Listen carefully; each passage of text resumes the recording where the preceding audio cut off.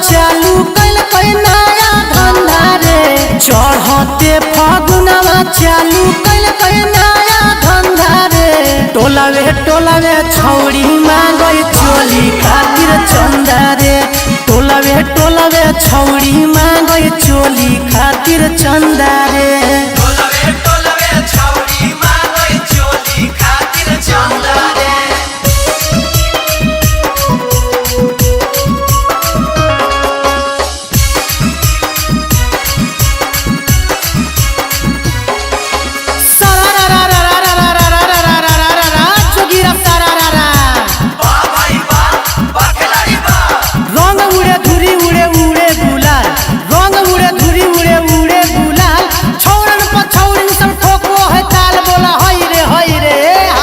होली में करे नहीं परदा रे छौड़ी मरदा से। होली में करे नहीं परदा रे छौड़ी मरदा से। रंग डालावे गैर मरदा से छौड़ी सरधा से। रंग डालावे गैर मरदा से छौड़ी सरधा से। होली में करे नहीं परदा रे छौड़ी मरदा से।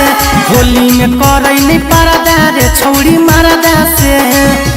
होलिया भागल जा है रे ओकरा पकड़ के रख। अरे ये प्यास दूसरा अंदाज में काहे घुस रहा है, वही अंदाज में आओ। ओहो अच्छा ठीक है बाबा। न हम ले बहुगे मौका पकाम दे बहुगे। न हम ले बहुगे मौका पकाम दे बहुगे।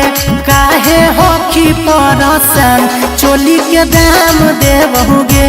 रंगे देही जदी गल फागुन भनाम ले बहुगे।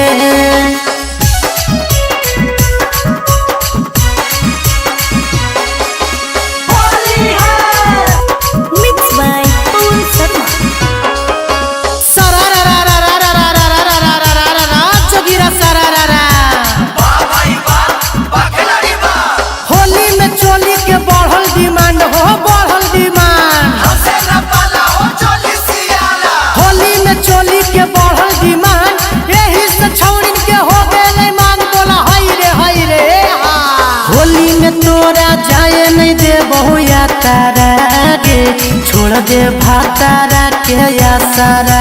होली में तोरा जाए नहीं दे बहुया तारा गे छोड़ दे भातारा के आसारा।